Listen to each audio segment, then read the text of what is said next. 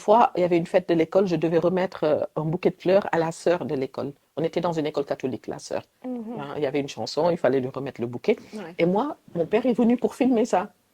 Et moi, j'étais là en train de me ronger les doigts, de me toucher. Oui. Et maintenant, même quand je fais ça, je pense à mon père, j'arrête. Hein. Et je faisais ça, et mon père, il a remis la vidéo à la maison, Mhm. et il m'a dit, regarde, mais qu'est-ce qui fait que tu te touches comme ça, tu touches ton nez, tu n'es pas à l'aise. Il Exactement. me dit, mais sois à l'aise, tu es jolie, tu as Très bien bien. travaillé, Mhm. tiens-toi bien, et arrête de te faire comme ça. Ça, c'est pas un bon signe. Mhm. Ils retiennent tout ce qu'on leur dit, ils n'arrivent des fois pas à s'exprimer, Mhm. et ça peut créer plein de mots Mhm. MAUX. qui auront Mhm. du, qui vont prendre du temps pour aller. Absolument. Et entre-temps, qu'est-ce qui se passe?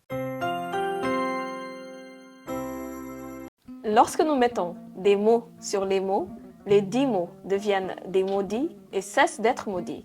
Une citation de Guy Corneau. Bonjour ou bonsoir. C'est Rahma de la plateforme Morale, des mots et des râles. Votre plateforme sociétale qui met en lumière les mots MAUX de la société, mais qui propose également des solutions. Tout d'abord, je vais t'inviter à t'abonner, à liker cette vidéo, abonne-toi, mais surtout, n'oublie pas d'activer la cloche de notification pour ne pas manquer les prochains contenus. Tu peux également me trouver sur les réseaux sociaux, notamment Facebook, Moral by Rahma, Instagram, mo-ral, sur LinkedIn, mo-ral. Tu peux également trouver toute l'actualité, désormais de Moral, sur le site web www.mo-ral.com. Aujourd'hui, j'ai l'immense plaisir de recevoir dans les mots RAL une grande dame du nom de Madame Mambinta Diouf Diallo. Elle incarne la diversité sénégalaise, brassée par les cultures saint-louisiennes, casamançaises et lougatoises. Diplômée en médiation culturelle et communication ainsi qu'en sciences de l'information et de la communication à l'université Paul Valéry de Montpellier, elle a débuté sa carrière dans la compétitivité du secteur privé et le développement des PME. Riche d'une expérience de plus de 15 années, elle complète ce parcours en se certifiant au coaching et au mentoring. Aujourd'hui, elle est coach et mentor professionnelle, intervenante conférencière en développement personnel spécialisée en transformation positive. En tant que fondatrice de Tahami depuis plus de 2 ans maintenant, Mambinta apporte son expertise et son expérience au service d'une mission plus vaste. Aider les individus à atteindre leur plein potentiel. Tahami est bien plus qu'une initiative, c'est une vision centrée sur la positivité et l'empathie. En plus de son impressionnant parcours, Madame Mambinta Diouf Diallo occupe également un poste de grande responsabilité. Elle est épouse, mais aussi mère. Jingle et on se retrouve tout de suite après.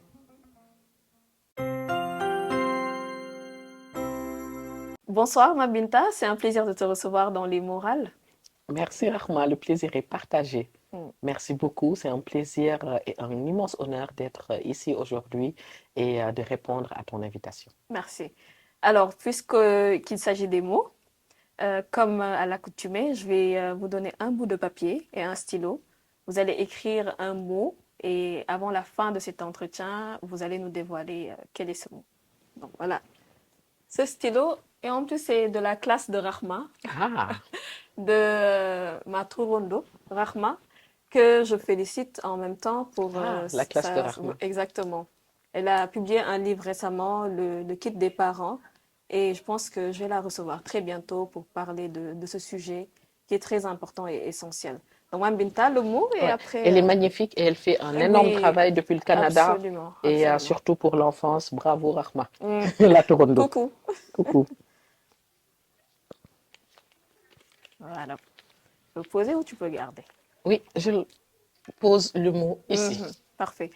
Alors, Mambinta, je vais te demander de me donner 2 mots qui vont te distinguer, c'est-à-dire Mambinta et ton enfant, et la Mambinta d'aujourd'hui. S'il y a toutefois une différence, quels seraient ces 2 mots qui vont définir les 2 traits de caractère ou de personnalité de ces 2 Mambinta, enfants et à l'âge adulte?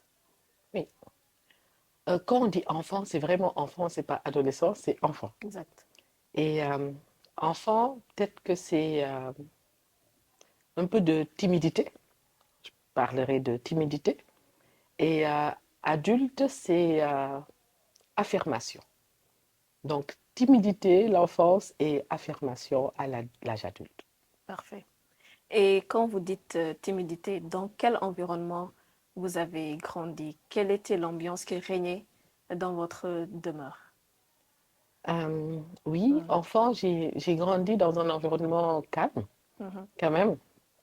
Il y avait mon père, ma mère. mhm, Il y avait aussi d'autres personnes, hein, mais une tante hein, avec qui j'étais très proche, et je suis très proche d'ailleurs, elle m'a éduquée. mhm, Et il y avait aussi des cousins, mhm, il y avait, oui, des demi-frères, c'est des frères pour moi. On dit demi-frères ici, je vais expliquer pourquoi je dis demi-frères, mais c'est des frères pour moi, parce que je suis enfant unique de ma mère. mhm, Et donc, il y avait du monde tout autour de moi. Et j'étais une fille, je dirais pas, j'ai utilisé le mot timide, mais j'étais très observatrice, très calme, calme, oui. Mhm, vraiment très calme. J'étais mhm, une fille calme, mhm. hein, qui faisait pas. Il paraît que une de mes tantes me dit par contre que je disais beaucoup de blagues et je les faisais rire quand j'étais plus petite. Ok. Et je crois que c'est la plus petite qui est revenue à l'âge adulte. Ça, je m'en rappelle pas. C'est ma tante Sophie, qui me dit, mais quand j'étais petite, tu nous faisais tellement rire avec ses Mhm, copines, des trucs comme ça. Je mhm, disais des mots, je faisais référence à des situations où tout le monde rigolait. mhm, Et adulte, je suis redevenue comme ça. Mais à un mhm, moment de mon enfance, j'avais perdu ça. mhm, Donc, j'étais un peu calme, observatrice et je regardais mon environnement. Euh, J'avais ma grand-mère aussi, il faut pas que je l'oublie, la maman de mon papa, qui mhm, vivait avec nous, mhm. hein, avec qui je dormais, hein, oui, qui m'a beaucoup, je veux dire, apporté d'amour, apporté beaucoup d'affection. Et voilà, donc j'ai grandi et voilà, j'avais beaucoup aussi de surveillance. J'avais des parents qui me surveillaient comme du lait sur le feu. Mhm. Ils voulaient pas Oui, voilà, c'est que cette normal. petite fille, Mhm, en fait, ils voulaient me protéger. Mon père aussi, il tenait beaucoup aux études, je crois. mhm, Et en fait, je crois que ce calme et cette timidité aussi, j'étais très maligne pour pouvoir l'incarner. Parce qu'à un moment, on disait que oui, c'est une bonne élève, oui, elle est calme, et j'écoutais tout ça. mhm, Et comme j'écoutais tout ça, mhm, je crois que j'ai adopté la posture, mhm. étant enfant. Donc, est-ce que c'était vraiment toi alors? Oui, c'est ça. Et Mhm, donc, peut-être moi, c'est moi aujourd'hui, mhm, là, mhm. la vraie moi. Exactement. Voilà. Mais tu disais tout à l'heure qu'il y a eu un changement. Certainement, c'était à l'âge de l'adolescence. Mais qu'est-ce qui a été ce frein-là?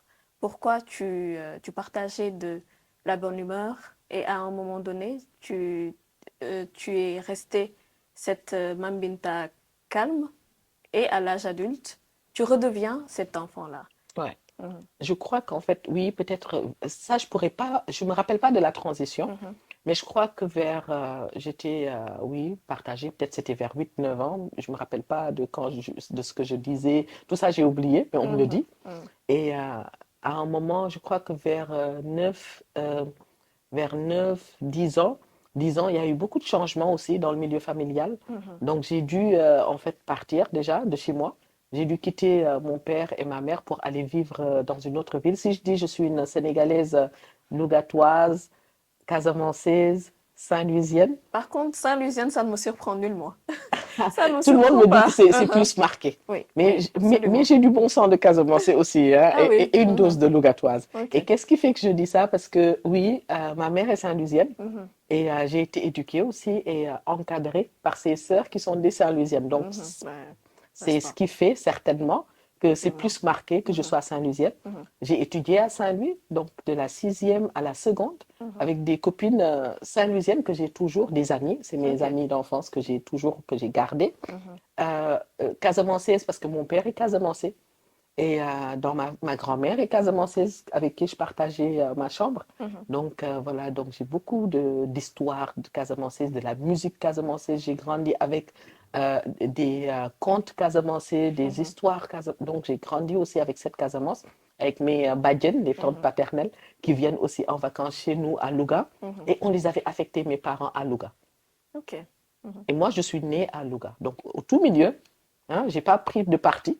Et je crois que c'est une raison aussi qui explique que voilà, je me dis naturellement, en fait, Dieu n'a pas voulu que je prenne parti. Donc, je suis une personne à équidistance entre les différentes cultures. C'est très bien, Et tu as très Louga bien m'a vu réussi. aussi évoluer parce que bien que je suis partie faire mes études à Saint-Louis, j'ai quitté mes parents, j'avais 10-11 ans. J'ai quitté parce que euh, il y avait une école privée, j'avais fait un concours, c'était le concours pour aller au collège Didier-Marie de Saint-Louis, que j'ai réussi. Et ma mère trouvait que le cadre de la région de Saint-Louis était beaucoup plus propice que Louga au développement en fait de l'éducation. Et donc elle trouvait que c'était un bon cadre où en fait j'allais plus me développer et tout. Et donc je suis partie. Et voilà, donc c'est la raison pour laquelle je suis partie. Et peut-être aussi, c'est l'âge, en fait, où on se souvient de beaucoup de choses. Je sais que petite, on se moquait beaucoup de mes oreilles. Ça m'a beaucoup marqué parce que j'avais de très longues oreilles. Et aujourd'hui, je vois que mon fils aussi, à l'école, on se moque un peu, on se moquait de lui avant. Il a les mêmes Et oreilles. il a. Et on se moquait beaucoup aussi de lui. Et Ah en ouais. fait, je crois que ça aussi, ça a apporté à un certain moment, je crois, il paraît que quand j'étais petite, je commençais à me coller les oreilles. J'avais un peu peur. Mon père m'a beaucoup boosté avec ça. Ça crée un Aujourd'hui, ça complexe. crée un complexe. Je laisse mes oreilles comme ça. Quand j'étais aussi, je crois, au collège, j'étais pas la plus mince. J'étais un peu potelée.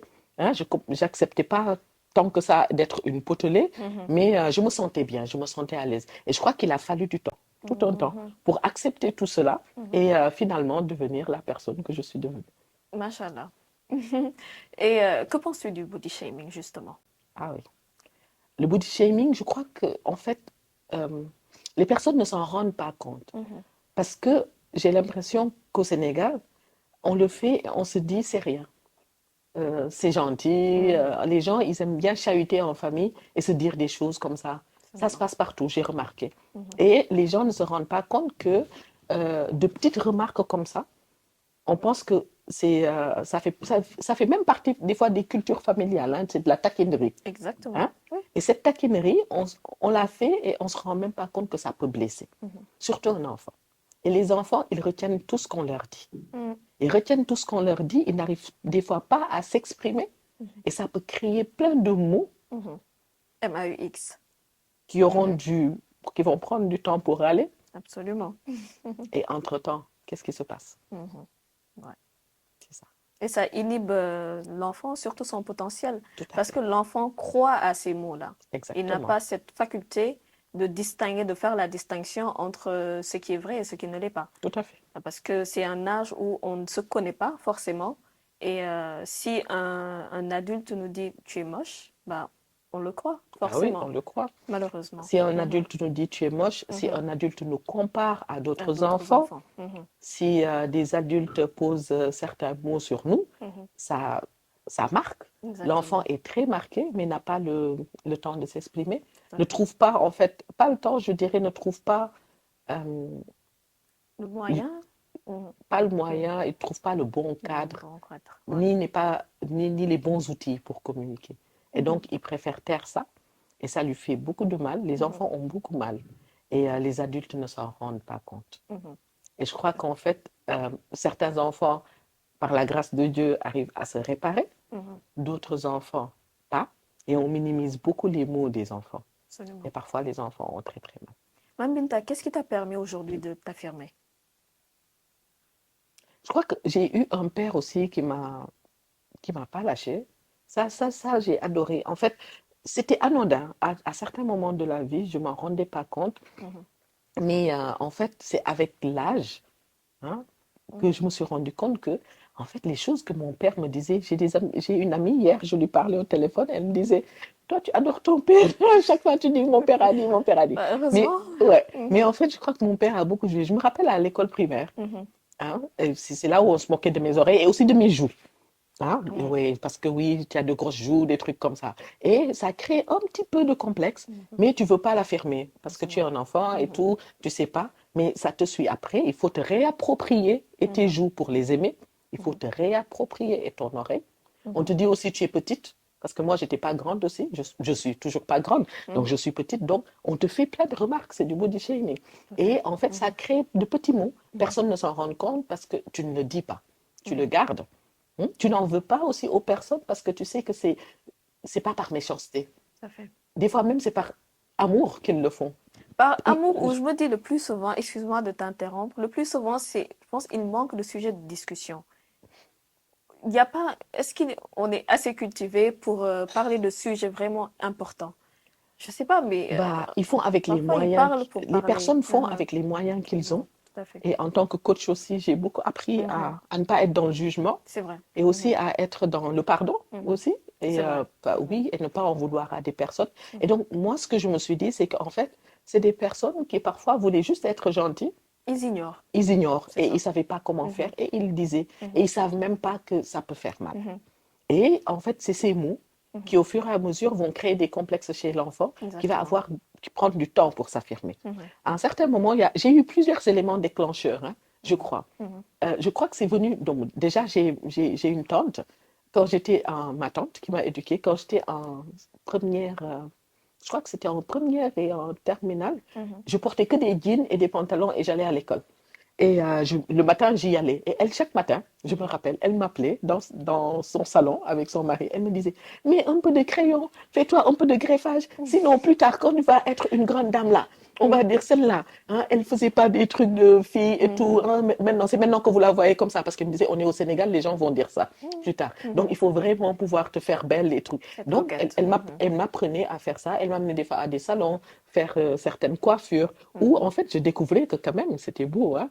Et voilà. Et donc, ça aussi, ça a un peu révélé cette féminité vers les classes de première terminale, mais un peu timidement, parce que j'étais plus plongée dans les études toujours. Hein. Tout à fait. Je continuais à être la petite fille bonne élève. Mhm. J'aimais bien ce C'est rôle. le plus Et important. Oui. euh, je crois qu'après, je me suis rendu compte que mon père aussi, il a fait beaucoup d'efforts comme ça, parce que quand j'étais à l'école, quand on faisait par exemple des remises de prix, quand on allait, une fois, il y avait une fête de l'école, je devais remettre un bouquet de fleurs à la sœur de l'école. On était dans une école catholique, la sœur. Hein, il y avait une chanson, il fallait lui remettre le bouquet. Ouais. Et moi, mon père est venu pour filmer ça. Et moi, j'étais là en train de me ronger les doigts, de me toucher. Oui. Et maintenant, même quand je fais ça, je pense à mon père, j'arrête.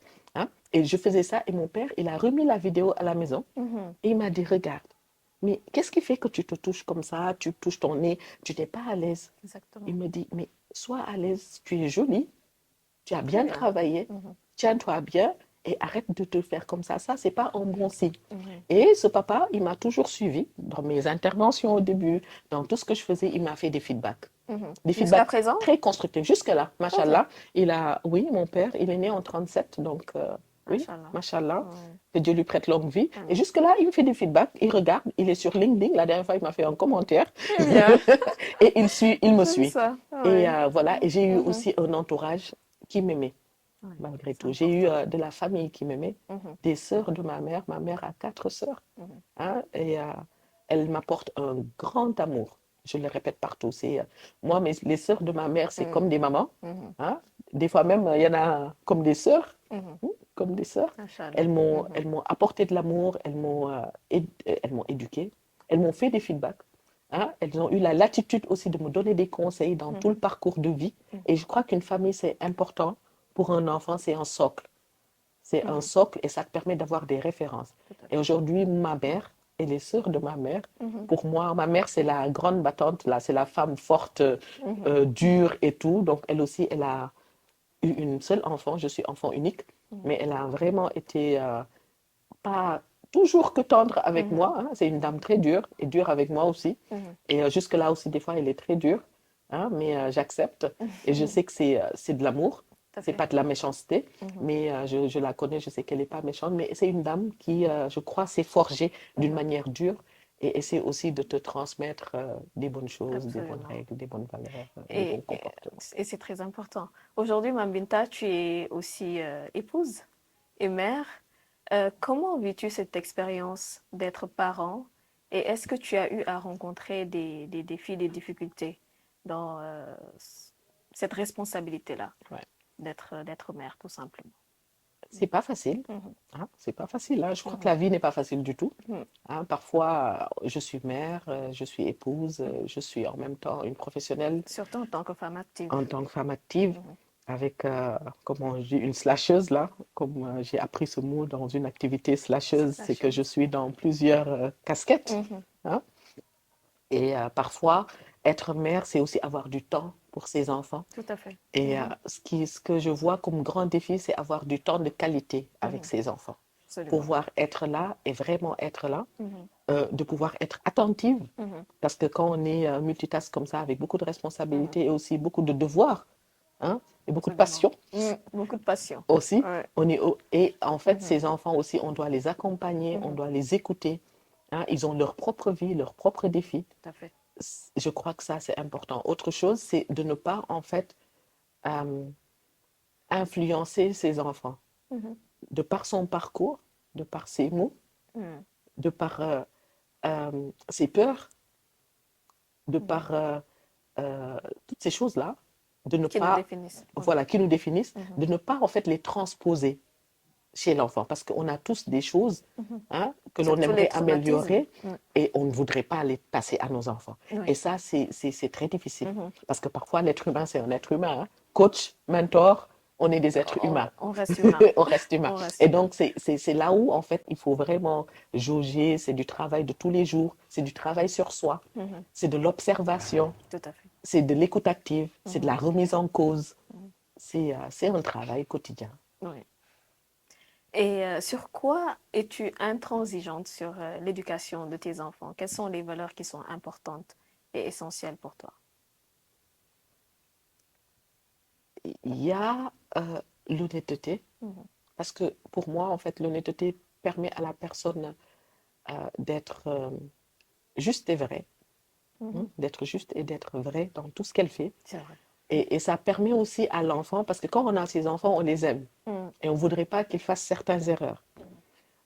Et en fait, on se dit, on va leur donner ces valeurs d'honnêteté, Mhm. hein, de pouvoir être vrai. Et ça Mhm. passe aussi par la religion. Mhm. Ça passe par savoir qu'est-ce qui est attendu de nous. Parce que quand je regarde, Mhm. quand j'éduque les enfants et que parfois je dis des choses, je dis, mais si tu fais ça, Dieu n'est pas content. Je crois que c'est plus marquant que de dire si tu fais ça, Mhm. parce que quand on regarde dans les valeurs religieuses, il y a tout ça. Ouais. Il y a être vrai, être juste, ne pas mentir. Il y a plein de choses qui reviennent. Mhm. Et en fait, je crois qu'aujourd'hui, c'est de permettre aux enfants de se référer C'est à ça. ces valeurs-là, qui Exactement. sont les valeurs fondamentales, Mhm. et pour qu'ils Mhm. évitent, Mhm. hein, ils évitent au plus, parce qu'on est tous appelés à faire des erreurs, Tout à mais fait. qu'ils évitent au plus et au mieux de faire certaines erreurs qui Mhm. peuvent leur peser tout au long de leur vie. Parce Mhm. que c'est l'amour que tu as pour tes enfants, que Mhm. tu ne voudrais pas que beaucoup de choses leur pèsent, Tout à même si fait. l'être humain est condamné à avoir des choses qui lui pèsent. Eh oui, c'est un éternel combat. La vie, c'est pas du tout facile. Et je pense qu'il faut s'armer de courage et beaucoup d'honnêteté envers nous-mêmes, mais surtout envers les autres. Je pense Exactement. que c'est important. Et nous allons quand même parler de votre parcours. Euh, Est-ce que tu peux nous expliquer aujourd'hui les différents choix? Mhm. Qu'est-ce qui explique les différents choix de carrière dans du développement des PME aujourd'hui à coach? Comment expliques-tu cette transition? On me pose beaucoup cette question, Mhm. et moi, des fois, j'ai du mal à dire que c'est des choix. Hein? Mhm. C'est des choix. Moi, je mets beaucoup le destin dedans. Mhm. Parce que j'ai fini mes études et j'ai eu la chance et l'opportunité d'intégrer une boîte au Sénégal où je devais travailler dans le développement des PME. Et comme je devais, dans les stratégies cadres de Ok. développement, et comme je devais travailler dans les stratégies cadres de développement, et c'est le premier emploi qui s'offrait à moi, je suis venue naturellement. Mhm. Et cet emploi, en fait, m'a permis de toucher à plusieurs secteurs, et c'est ce qui m'a conduit, ce premier emploi qui m'a conduit à mon deuxième emploi, Mhm. hein, qui s'est occupé de développement des PME, de développement du secteur privé, de Mhm. stratégie de développement pour les PME. Et je suis restée dans ce cadre pendant 10 ans pour embrasser en fait tout ce qui est aussi compétitivité du corridor, c'est-à-dire Dakar-Bamako, entre Bamako et Ok. Dakar, Mhm. pour fluidifier en fait les transactions au niveau du port. Mhm. Et au niveau aussi du transfert des marchandises, je me suis occupée de ça. Mhm. Après, j'ai rejoint un programme qui s'occupait d'entrepreneuriat et d'insertion. Parce que, en fait, dans le cadre où j'étais, qui est la coopération au développement, il y a Mhm. des projets qui finissaient. À chaque fois, en fait, je postulais pour un autre poste et j'étais prise. Donc, c'est une chance pour moi d'avoir Mhm. pu rester sur ça. Le déclic, Mhm. ça m'est venu, en fait, à 40 ans, crise de la quarantaine un peu. C'est ce que je dis. Et hier, j'ai lu qu'il n'y avait pas de crise de la quarantaine. On disait que tout ce qui se passait avant 40 ans. J'ai lu ça de Carl Jung, qui disait que tout ce qui se passe avant 40 ans n'est que test dans la vie. Et Il avait que commencé à ça 40. commence à 40 ans. J'ai adoré cette vidéo de Carl Jung là, qui disait ça. Et je l'ai écoutée de bout en comble et ça m'a fait repenser à moi. Et c'est à cet âge-là, à la quarantaine, que j'ai commencé à dire, oui, moi j'aime bien tout ce qui est calme, j'aime tout ce qui est serein, je voudrais faire des activités dans ce sens, ce qui m'a amené à écrire, à conceptualiser. Quand j'ai écrit, j'ai conceptualisé, j'ai essayé de voir qu'est-ce que je savais faire. Bah, je savais communiquer, j'ai des diplômes en communication et petite, je m'enfermais dans ma chambre aussi pour dire mesdames, mesdemoiselles, messieurs, bonjour, parce que je voulais être journaliste parfois. Mais je n'ai pas été journaliste, mais je m'enfermais dans ma chambre et j'enregistrais ma voix et les vidéos. Mais après, j'ai laissé pour aller faire autre chose. Et je crois que tout ça est revenu à la quarantaine. Et là, quand j'ai écrit, je me suis dit, bon, je vais me lancer. Et c'est là que j'ai commencé à faire les lives. C'est là où on s'est connus. Oui, effectivement. Oui. J'ai commencé à faire des lives pour parler des problématiques qui relient les êtres humains, et surtout les Sénégalais, à des problématiques qui les renforcent dans leur vie personnelle et professionnelle. Parce que je me suis rendu compte qu'il y avait beaucoup de négativité ambiante. Moi, j'aimais la positivité, j'aimais tout ce qui était calme, empathique, bien, où on se sent bien. Et quand j'ai vu cette négativité ambiante, surtout dans les réseaux sociaux, je me suis dit, je vais apporter ma part, comme le colibri. Bon, je ne vais pas changer le monde, mais ma part sera de contribuer pour parler de problématiques comme ça. Et en parlant de ça, des personnes ont commencé à me contacter. J'ai vu beaucoup d'engouement. Je crois qu'en quelques mois, j'ai eu 900 abonnés comme ça. Sur LinkedIn, c'est monté, les gens s'intéressaient avec les lives. C'est important, oui. Les gens me proposaient des problématiques et les gens aussi m'appelaient pour me parler de leurs problèmes. Et c'est ce qui m'a amené au coaching. Donc, j'ai écouté les gens. J'ai voulu leur apporter du soutien. Et je me suis rendu compte que je n'avais pas tous les outils pour le faire. Parce que parfois, ça m'impactait aussi. Est-ce que j'étais préparée émotionnellement pour faire tout ça?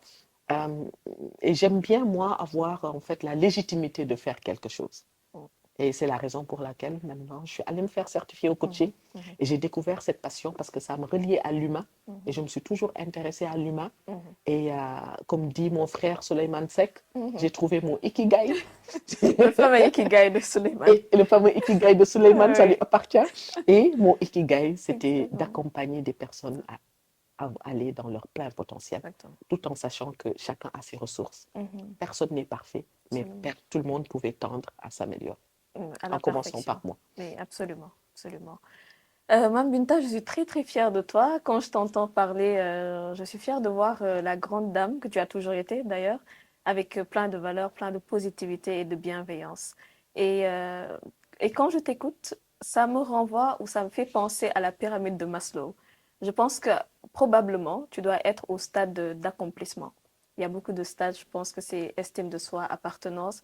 Parce que dès lors qu'on commence à réfléchir sur nos passions, sur qu'est-ce qui peut aujourd'hui donner sens à notre existence et qu'on se donne le courage d'oser et de poser le pas qu'il faut, c'est parce que peut-être on a expérimenté beaucoup de choses et on en est là aujourd'hui. Voilà ce que je veux faire.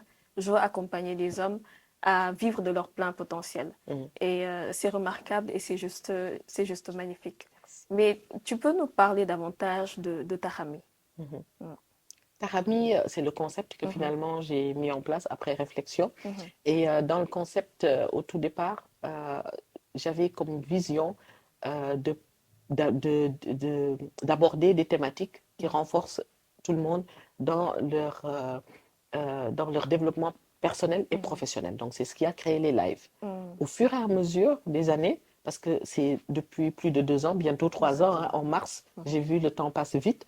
Au fur et à mesure que ça passait, je suis allée me former en coaching et j'ai vu que le coaching et en mentoring, le coaching et le mentoring étaient des outils incontournables. Et aujourd'hui, j'ai l'ambition, en fait, de mettre en place un réseau de coachs qui sont des coachs certifiés et qui peuvent apporter, en fait, de la valeur. Parce que les coachs, il en faut beaucoup. Il faut beaucoup de coachs parce qu'on est nombreux. Absolument, il y a énormément de coachs. Énormément. Ce n'est pas un secteur où c'est serré. Il faut que les gens aussi aillent se former au coaching parce que les personnes ont besoin de coachs. Ils ont besoin de personnes qui peuvent les écouter sans jugement, d'une manière empathique, qui peuvent aussi être en toute confidentialité. Je crois que la confidentialité est essentielle. Les personnes aujourd'hui ont besoin de parler, ils ne savent pas vers qui aller. Et aujourd'hui, les gens ont besoin de ça. Donc aujourd'hui, moi, ce que je veux offrir, c'est des personnes comme moi, mais comme cloner plusieurs Mambinta, et en mieux Oui. que ce que je sais offrir, que Mhm. d'autres puissent l'offrir et qu'ils l'offrent à un public plus large. Et je Absolument. crois que c'est ce réseau de personnes qui sont empathiques, qui sont positifs, qui peuvent être en toute confidentialité, qui sont sans jugement, qui peuvent poser des questions pour que les personnes puissent sur leurs ressources et devenir une meilleure version ou bien puissent atteindre leurs objectifs. En fait, Tarami, aujourd'hui, c'est sa vision. Mhm. Et c'est assez noble. C'est assez noble et je t'encourage davantage dans cette noble mission. Et Mambinta, est-ce que aujourd'hui tu as rencontré des difficultés dans ce parcours depuis 2 ans maintenant? Oui, Mhm. oui, oui, oui, c'était pas facile du tout. Là, on voit que Oui, oui. oui, oui, pas facile du Oui. tout, Mhm. parce qu'au tout démarrage, c'est une passion. Mhm. On se dit oui, on travaille, on a son salaire, et du jour au lendemain, on dit oui, j'ai envie maintenant d'apporter du positif. On se dit, mais qu'est-ce qu'elle apporte du positif? Elle est qui pour apporter même la légitimité, Mhm. c'est-à-dire Mhm. cette positivité, hein? Des fois, on a du mal à voir, je pense, cette petite part que tu peux apporter. Je crois que l'être humain n'est pas parfait, mais peut apporter aussi Mhm. le peu Bien qu'elle sûr. peut pour améliorer. Et en fait, là, ça commence, et ça commence après, il faut aller puiser de sa poche, parce que pour commencer, on n'a personne pour nous accompagner. Ah, Donc, absolument. tout ce qui est visibilité au niveau des réseaux sociaux, parce que pour toucher les personnes, il faut aller dans les réseaux. Tout à fait. Hein? Il faut aller dans des réseaux, il faut parler du coaching, il faut parler après du mentoring quand c'est arrivé, il faut aller dans les thématiques. Tout ça, il faut réfléchir, il faut écrire le soir. Eh oui, Hein? beaucoup. Beaucoup. Il faut écrire, J'en sais quelque chose, oui. on doit gérer, c'est une gestion de notre vie, de notre temps. On doit se sacrifier, on doit sacrifier de notre temps, on doit sacrifier de notre énergie. On doit surtout là, on doit aussi se redéfinir. Se redéfinir pour être dans le cadre et dans le moule de ce qu'on vise. Et ça, c'est pas facile du tout. C'est pas facile. Et voilà, à part ça, c'est surtout ces difficultés-là pour trouver les ressources financières, des ressources humaines pour pouvoir mettre en place tout ce que tu veux faire. Mais petit à petit, on remarque que, en fait, l'entrepreneuriat, moi, c'est ce que je disais, quand tu commences à faire quelque chose, les 2 ou 3 premières années, c'est que tu fais. Il faut être vraiment passionné pour pouvoir continuer. Tout à fait. Hein? Et maintenant, après, j'ai remarqué, au bout de 2 ans, 3 ans, maintenant, la valeur commence à venir. On commence à voir, c'est du vrai. Exactement. Hein, ce qu'on est en train de faire, il y a de la qualité, on a les outils, on est allé se former. Donc, c'est un parcours qui nécessite beaucoup de concentration, une vision, qui nécessite d'avoir des objectifs smart. Hein, smart. Un étudiant m'a dit intelligent, des smart, hein, Ben, c'est ça, intelligent, oui. oui. Effectivement. Et aussi de pouvoir en fait suivre minutieusement ce qu'on est en train de faire et pouvoir à chaque fois capitaliser les résultats parce que c'est pas évident. On est dans le train-train. Des fois, on ne voit pas les résultats de ce qu'on est en train de faire. Vrai. Évaluer, voir, mesurer. réajuster, tout ça. Et des fois, on le fait seul.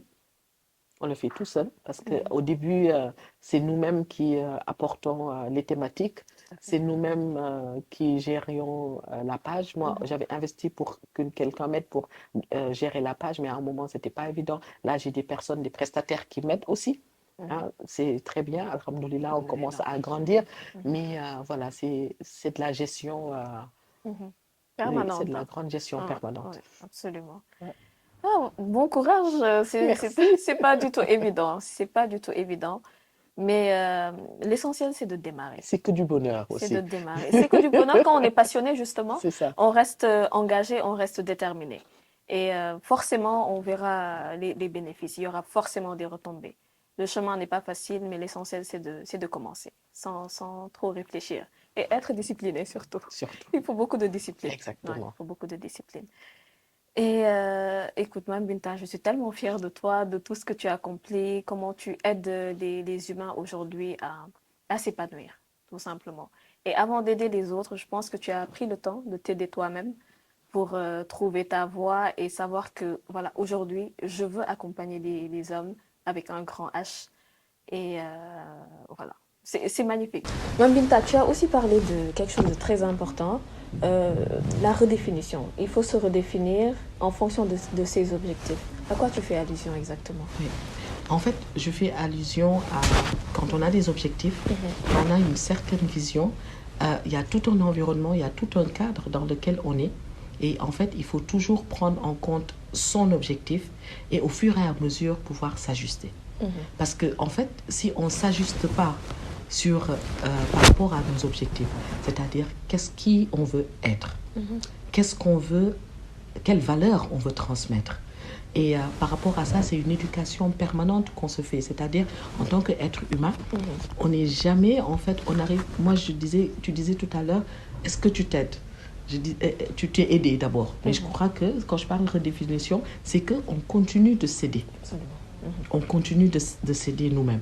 Et donc ça, c'est une redéfinition au fur et à mesure pour s'ajuster, pour être une meilleure version, pour voir en fait, parce que quand on fait du coaching ou quand on accompagne, nous-mêmes en fait, et quand on est en interaction avec les humains, nous-mêmes chaque jour, on se remet en cause. Absolument. Pour voir qu'est-ce qu'on a fait de bien, comment on a dû nous comporter, est-ce que c'était bien.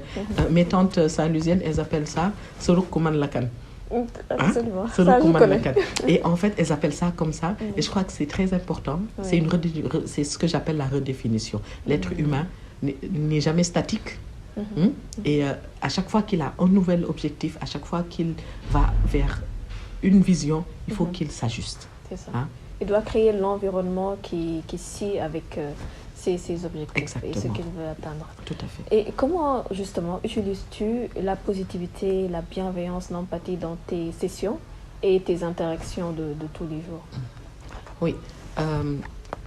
Je dis souvent à beaucoup de personnes que, surtout quand on parle de positivité et d'être heureux, je dis en fait, je crois que le cœur humain et l'être humain, c'est comme si on fait du sport, on se muscle. Et finalement, en fait, notre cerveau, notre cœur est prêt pour être heureux, pour être positif, parce qu'on a tellement musclé à faire ça. Ok.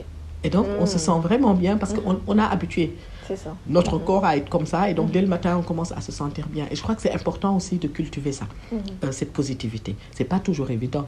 Il y a des moments où, moi, je suis énervée, où ça va pas du tout. Et en fait, je me dis, mais moi, la positive et l'empathique, et il y a même des fois des proches qui me le rappellent, mais ça arrive à tout le monde, je crois, en tant qu'être humain, de ne pas être tout le temps dans ce mood. Mais c'est un mood qu'il faut cultiver pour que ça vienne. Et finalement, ça devient une deuxième nature. L'empathie dans mes sessions et la positivité, c'est comment, en fait, je me mets à la place de Rahma, qui vient me voir pour comprendre sa situation, pour comprendre de quoi elle me parle, sans jugement, mais juste comprendre ce qu'elle pense. Quand j'aurai des sentiments ou quand j'aurai des émotions, que je puisse comprendre c'est quel type d'émotion, parce que c'est en train d'interpeller quelque chose en moi, que je ne vais pas laisser influencer les questions que je vais lui poser pour la rediriger. C'est ça l'empathie, c'est pas de la sympathie. Et c'est ça en fait, chaque fois que je dis à beaucoup de personnes, l'empathie et la sympathie, c'est différent. On a l'habitude d'être sympathique. Rahma vit une situation, je la vis à sa place et je lui recommande même ce qu'elle doit faire. Alors que dans le coaching, on ne conseille pas. On interroge pour pouvoir permettre à la personne de trouver en elle les meilleures ressources pour elle-même régler sa situation, trouver une solution. Donc c'est le coaché qui trouve. Nous, on ne fait que poser des questions. Et chaque fois, c'est pour ça que je dis à mes coachés, quand ils me disent c'était génial, les sessions et tout, j'ai dit oui, mais moi, je dispose d'outils pour stimuler ce questionnement en toi, pour te poser les bonnes questions d'une manière empathique.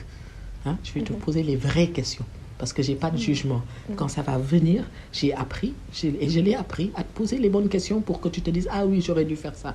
Et je dis à mes coachés, donc le travail, quand je vous pose des questions et que vous quittez chez moi, vous partez, ou que moi je quitte votre endroit de travail, je pars, c'est vous qui restez avec vous-même pendant une semaine ou 2 semaines.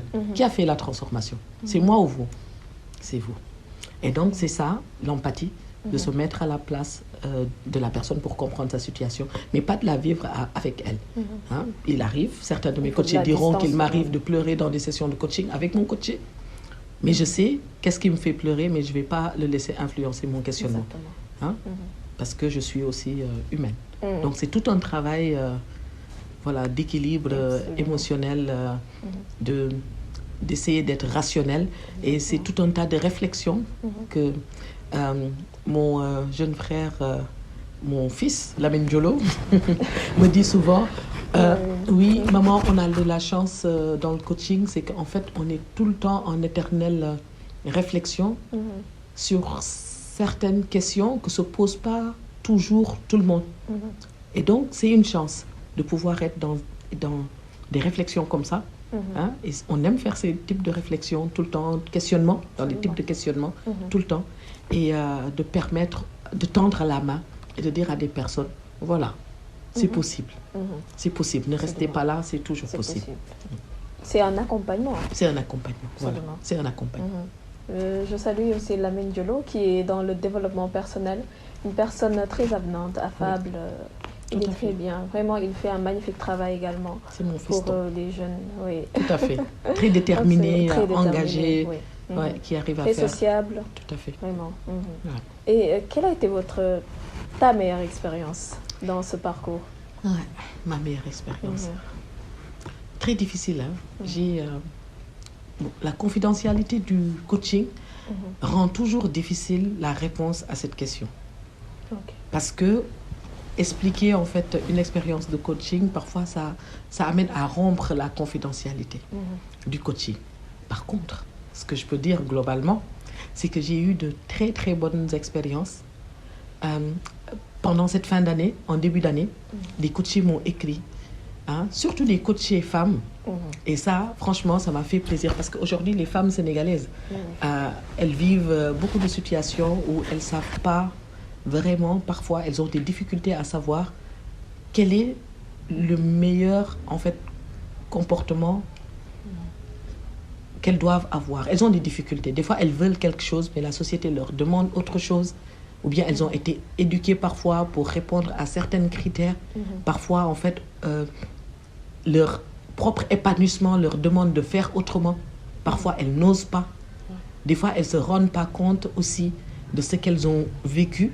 Et des questionnements comme ça leur permettent de pouvoir savoir, voici ce que j'ai vécu et voici comment je peux le transformer. Et de se rendre compte que c'est à portée de main, en fait. C'est à portée de main. Avec des questionnements de coach, on arrive à changer ça. Et mes meilleures expériences, c'est ça, c'est des femmes qui ont cru parfois que ça ne pourrait pas marcher ou bien qu'elles étaient au bord de la détresse, mais que j'ai vu sourire et que j'ai vu qui me disent, mais qui sourissent, mais définitivement. Hein. Ce que je dis à mes coachés, oui, ça peut arriver qu'aux premières sessions, vous pleurez, mais après, on rigole définitivement. Et ça fait du bien. Ça fait du bien de voir ça. Ça fait du bien de voir que, voilà, au moins, nos efforts ont permis à une personne de regagner la confiance et de pouvoir, en fait, arriver, se croire à un niveau qu'elle ne pouvait pas dépasser et arriver à un niveau qu'elle n'imaginait pas. Et c'est possible. Et c'est possible là, tout le monde. Là, c'est vraiment c'est ça la magie possible. Du coaching, justement. C'est de la magie. De la magie. Et quand je finis parfois certaines sessions, où le coaché ou la coachée me dit « Ah oui, mais je n'avais qu'à faire ça, je pense que c'était ça la solution. » Elle me le dit elle-même. Dès qu'elle part, moi je dis « J'arrêterai jamais le coaching, j'adore ça. » Et en fait, je le dis du fond de mon cœur parce que j'adore voir les personnes retrouver cette confiance, retrouver cette étincelle qu'ils pensaient avoir perdue, mais qui était à portée de main et que nous, en fait, par la grâce de Dieu, on a la chance d'avoir pu aller apprendre des outils. Je crois que chacun a sa mission de vie. Tout à fait. J'allais en venir justement. Je pense que c'est ta mission de vie. C'est une mission de vie pour pouvoir juste déclencher ça avec un questionnement. Exactement. C'est magnifique. Mame Binta, on arrive bientôt à la fin de cet entretien. J'ai hâte de découvrir le mot. Faut-on découvrir? Oui, on va découvrir le mot. Oui. J'ai mis la foi. La foi. Oui. Pourquoi la foi? La foi, parce que, en fait, je crois que la foi m'accompagne dans tout ce que je fais. Quand on parle de positivité, il y a beaucoup de foi dans la positivité parce que Dieu nous demande, en fait, de penser, de croire en des lendemains meilleurs. Donc, c'est la foi. Et on est obligé d'être positif. D'être positif. La foi, en fait, c'est ce qui nous permet, en fait, chaque fois d'être déterminé à agir, hein, d'être déterminé à agir, d'être déterminé à continuer le chemin. Hein. La foi, c'est ce qui nous permet, en période de doute ou de difficulté, de se dire qu'on n'a pas le droit, ni de douter, hein, que c'est des périodes qui vont passer. Et la foi aussi, en fait, nous permet de voir, surtout dans le métier du coaching, que ce qu'on est en train de faire, c'est que, en fait, c'est juste une mission et des outils. Et ça nous ramène à notre humanité. Et qu'on dépend tous de Dieu. Et qu'en fait, c'est lui qui a...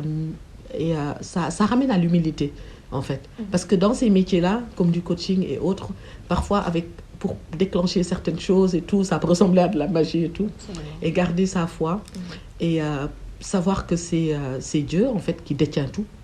Hein? Avant les sessions de coaching, des fois, souvent, toujours, je prie et je dis, Dieu, aide mon coaché. Le soir, des fois, je prie pour mes coachés. Je dis, parce que c'est pas moi qui fais. Je dis, Dieu, aide toute personne qui vient vers moi de trouver une bonne solution à ses problématiques. Parce que les bonnes questions, si je les pose, c'est parce que Dieu me permet de les poser. La personne, si elle trouve la voie, c'est parce que Dieu lui permet de trouver cette voie. Et donc, je ne veux pas, en fait, que ces outils ou cette chose que tu as appris, en fait, te fasse croire que c'est toi qui fais tout. Parce qu'au-delà de tout, moi je suis j'ai pas appris grand-chose. Hein. Je ne suis pas une personne qui a appris beaucoup le Coran, avec beaucoup de connaissances et tout. Je ne suis pas une hafiz ni hafiza, mais j'ai une foi. Je sais qu'il y a Dieu qui est là. Je sais qu'il est là. Il gère. Et comme je sais que Dieu gère, moi je laisse à Dieu gérer. Donc avant mes sessions de coaching, avant tout ce que je fais dans la vie, et c'est en période de difficulté. Quand c'est difficile, vraiment difficile. Hein, et des fois, je questionne. Je ne vais pas dire au coaché, allez prier, faire ça. Non, je questionne. Et quand je questionne parfois, le coaché me dit, mais oui, mais de toute façon, c'est Dieu qui l'a fait comme ça. Ah ben oui, c'est lui qui l'a fait comme ça. Et on lui tend la main. Et en fait, c'est en lui tendant la main qu'on espère sa miséricorde, qu'on espère qu'il nous aide dans tout ce qu'on est en train de faire. Et ça, c'est... Quand j'étais petite, je sais que je me levais du lit, ça je me rappelle toujours, pour courir, parce que je ne voulais pas être en retard à l'école. Ma mère, elle me disait, retourne au lit. Je retourne, elle me dit, Bismillah ar-Rahman ar-Rahim, Basil Mimaratulu Yalla, et tu juk. Et en fait, je me levais comme ça. Et en fait, je crois que c'est important de savoir, et le soir aussi, de savoir que voilà, et de regarder ce qui nous arrive dans la vie, et de savoir que c'est Dieu, et de regarder sa famille, ses enfants, son mari, son entourage, tout ça, pour savoir qu'il n'y a que Dieu qui a décidé que c'était comme ça. Et ça nous empêche aussi de vouloir, en fait, tout vouloir résoudre de par nous-mêmes. Parce que dans le coaching que l'on fait, c'est pas que nous qui résolvons. On a juste des petits outils, hein, des petits outils dans l'infini, connaissances que Dieu peut avoir peut-être. Hein, il aurait pu rajouter plein d'outils au coaching que nous, on ne connaît pas maintenant. Demain matin, on se dit, ah oui, il y avait ça et ça et ça. Et donc, pour moi, en fait, il y a toujours quelque chose de mystérieux qu'on ne maîtrise pas. Et donc, on prend ce qu'on maîtrise, on fait avec. Et on laisse tout avec celui qui maîtrise tout. Exactement. C'est ça. On laisse tout avec celui qui maîtrise tout. Je pense que c'est assez puissant comme message. La foi, je pense, et au début de toute chose, c'est ce qui nous permet d'y croire, de réaliser nos pensées, justement, parce qu'il faut commencer par penser et comment matérialiser cette pensée. C'est en y croyant et en faisant confiance, parce que dans la foi, on fait forcément allusion à la confiance. Il faut se faire confiance, mais il faut aussi avoir une confiance inébranlable au Tout-Puissant, qui gère tout comme d'habitude. Mame Binta, as-tu des conseils à l'endroit des parents en tant que mère, mais également à l'endroit des jeunes, de tes coachés ou de tes futurs coachés en tant que coach aujourd'hui? Très difficile, hein, conseil aux parents, parce que conseil très difficile. En tant que coach, maintenant, j'ai du mal à faire des conseils. Ah oui. Parce que je sais que chaque personne, en fait, fait comme il peut, selon ses ressources. Et il faudrait vraiment, en fait, la connaître, aller voir comment elle vit les choses. pour voir en fait quelle est la meilleure façon de faire pour elle. Hein. Tout ce que je peux dire, c'est que en fait, les enfants ont besoin de nous. Ils ont besoin de parents, ils ont besoin de parents attentifs.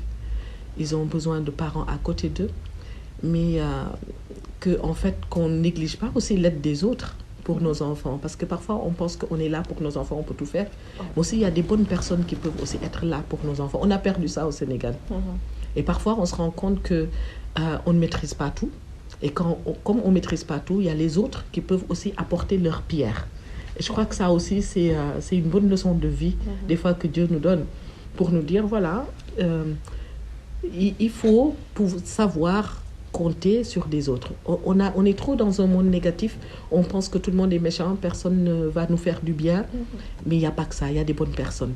Hein? Il y a des bonnes personnes. Moi, je me dis qu'il n'y a pas de méchants. Chaque personne a un rôle à jouer dans la vie de Exactement. Et en fait, il faut pouvoir prendre aussi de ces bonnes personnes, parce que aussi c'est un cadeau hein, qu'ils nous donnent.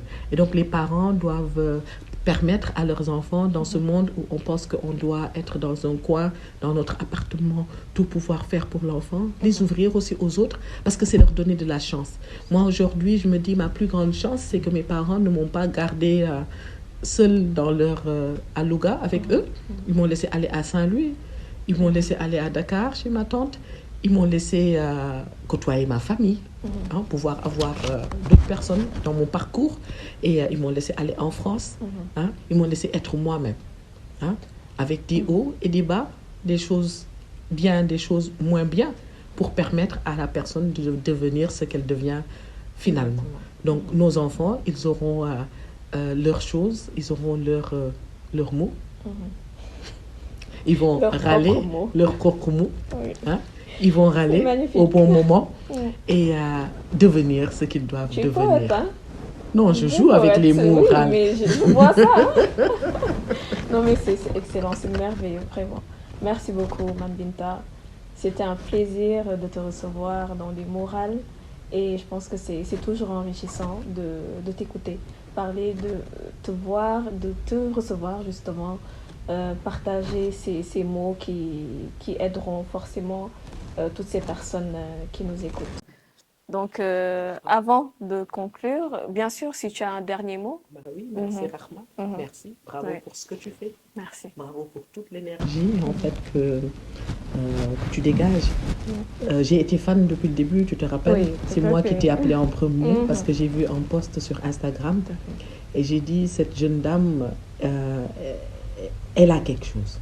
Raison pour laquelle je t'ai demandé ton numéro. Je t'avais appelé il y a 2 ans. On a discuté. Hein, j'ai parlé de tu m'as parlé de ton engagement, qu'est-ce qui t'a motivé. Hein, je me rappelle toujours, j'étais devant chez moi et on a bien discuté. Absolument. Et depuis, en fait, on n'arrête pas d'échanger depuis plus de 2 ans maintenant. Donc, je t'encourage à continuer. Hein. Tu fais du très bon travail, du très bon travail, et c'est impactant. Que Dieu te garde et que tu impactes davantage. Si on a des personnes comme toi, forcément, je pense qu'on ne va pas lâcher. On va continuer et comme tu l'as dit à l'entame de tes propos, c'est important d'avoir la passion, mais aussi c'est important de rester déterminé. Surtout lorsqu'on s'entoure de personnes comme toi, de personnes positives et qui sont prêtes à partager ce qu'ils ont au fond d'eux, justement pour aider les autres à aller de l'avant, tout simplement. C'était un plaisir, Mam Binta, de te recevoir dans les morales. Merci pour ta générosité, ta bienveillance et ta positivité, comme toujours. Et je ne vais pas conclure sans pour autant vous présenter cette belle tenue conçue par Shimza, Touch Shimza Boutique, qui se trouve vers Cypress 2, Sonatel, juste derrière l'hôpital SAMU, sur le même alignement que la pharmacie Sonatel. Elle fait de magnifiques tenues, des robes, les manteaux là, les manteaux africains, des bijoux, des chapeaux. Vous verrez le numéro juste sur l'écritel. Donc c'est la fin de cet entretien. Merci de nous avoir écoutés et je pense que ces mots de Mam Binta vont vous servir dans votre vie de tous les jours, professionnellement comme personnellement. C'était un plaisir, mais n'oublie pas de t'abonner, d'activer la cloche de notification pour ne pas manquer les prochains contenus. Morale des mots. et des sens pour des morales et pour le moral. À très bientôt.